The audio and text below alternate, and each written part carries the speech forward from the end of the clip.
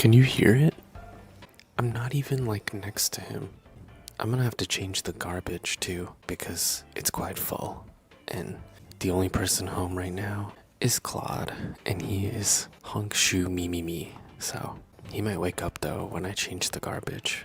Everyone is busy, so I gotta do some home things whenever I can since I'm basically done with my work stuff. How does it feel like living with them? It's interesting.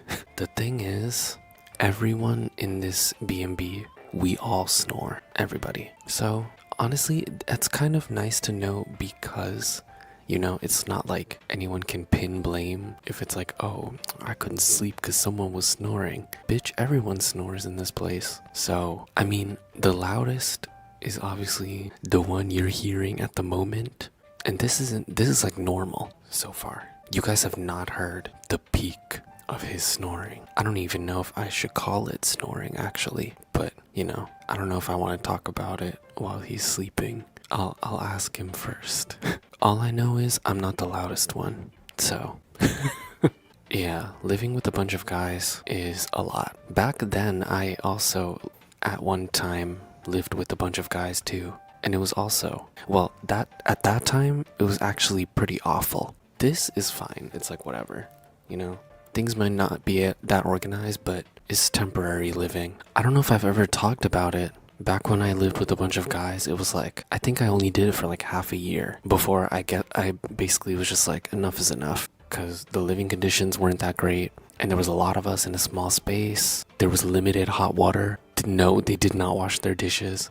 And at that time, I was working in the restaurant industry still. So, and I would work like the night shift too. So I would wake up like in the middle of the day or something, and the sink is like full of shit. So my first task of the day is like washing these motherfuckers' dishes. And then the fridge would always be full of meat. There was not a veggie in sight. There was only veggies in that fridge because of me, because I bought veggies, but they were for myself.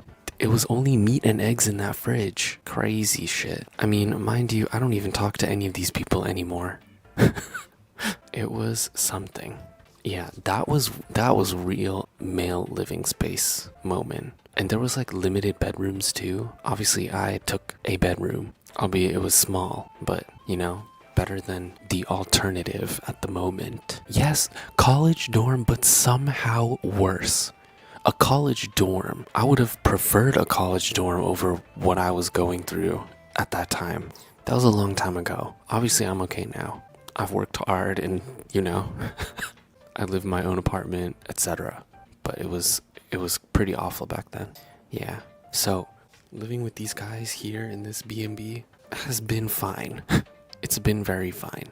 Everyone generally knows how to take care of themselves. You know, everyone has a few moments here and there, but overall, it's been very fun and nice.